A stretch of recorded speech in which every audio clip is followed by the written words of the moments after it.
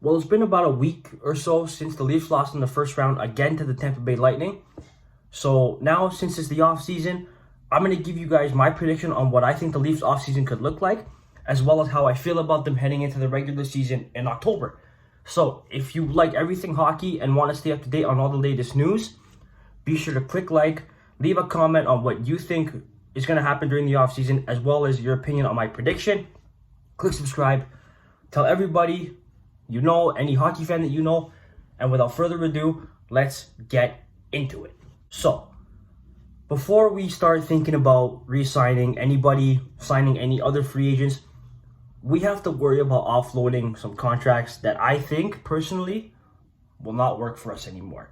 And those three contracts are Peter Mrazek, because he's making a little over $3 million, and he was injured 3 separate times this season.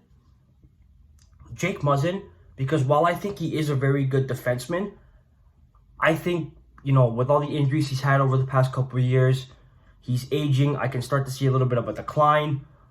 And, I just don't think in the long run, if we want to sign anybody to make our team better, I think he has to also be somebody to go out the door. Also, a guy that I'm maybe looking to unload is Pierre Engvall. Because while he was good in the regular season, his playoffs were terrible. Like, I didn't see anything that I liked from him, both offensively and defensively as well. Yeah, he assisted on a couple of the Mikheyev empty netters in Game 3, but I don't know. I just don't see any way that could work if we want to make our bottom six better, because that's what ultimately won the series for Tampa in Game 7 was their bottom six, Nick Paul. So I think they need to look at their bottom six. That's one of their primary areas besides goaltending. Now, in terms of re-signing our own free agents that we have Jack Campbell, who should be the top priority because we desperately need a goaltender. Ilya Lyubushkin, who, he had a little bit of defensive lapses during the season and in the playoffs. He's a bruising defenseman. He makes hits. He's very sound defensively. And I still think he could be a very good fit on our team. And finally, Mark Giordano. Now, he really stabilized that back end, and he was a godsend for Timothy Liljegren. I think Giordano made Liljegren elevate his game so much to the point where you have to really consider bringing back Giordano to help with Liljegren's development. Even if that means, if you offload, let's say, a Muzzin, where you can put Sandin in because he's going to need a contract, and you're going to have to play him once you pay him. And, like there has to be room for everybody. But I think Giordano, especially for Liljegren's development and early career, I think he's crucial to stay on this team. Now, Jack Campbell. You have to sign Jack Campbell whatever it takes. Because he was dynamite in the playoffs. He was amazing. During November, he was a Vezina candidate, early Vezina candidate, like he was in the conversation for the Vezina. So I think you have to try anything you can to re-sign him. Now, he's going to want more money. He's going to maybe want somewhere between the $3 to $4 million range. I don't see him getting anywhere between $5 to $6 million. So they got to try and find a way to make it work, even if that means offloading a guy like Alexander Kerfoot. Ilya Mikheyev is going to, unfortunately, probably go, because he had an amazing season and he's going to want more money. So I think you got to find any way possible to re-sign Jack Campbell, because he is crucial for future playoff success. Now, here are some free agents that I think the Leafs could sign should they offload enough players, or even make a big splash to free up some cap room and to sign a few guys. So you're looking at some guys like, Andre Palat, Nick Paul. Brian Rust has already signed an extension with Pittsburgh, so he's off the list. Even a guy like John Klingberg to help out your back end on the right side. Those are just a few names off the top of my head that I see the Leafs could make a significant move for, should they shed enough salary, or they make a trade for one of those guys. Like you trade for their rights before free agency starts, so that way you can even get them the 8th year if you can make the cap considerations work. So I think that's something you have to explore.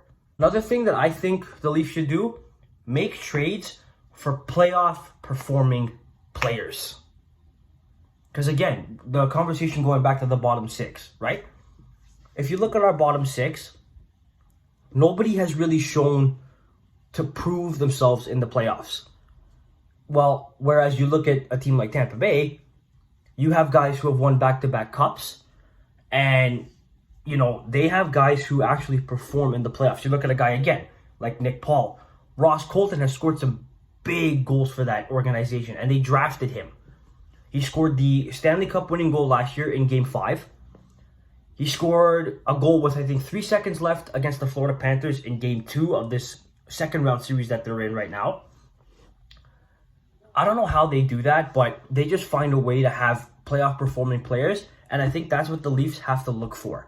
They have to look for guys on the bottom six because the top six showed up in the playoffs. They have to look for guys in the bottom six who can produce consistently.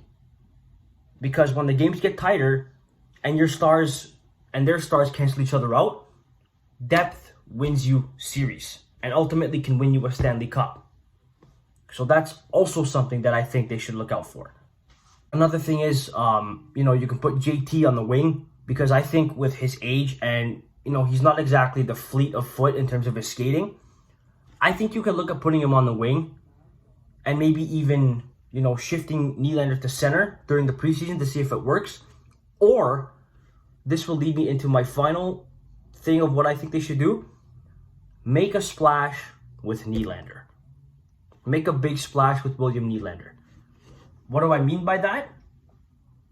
Trade him for a guy, in my opinion, you could trade him for a guy like JT Miller, who can play center or wing.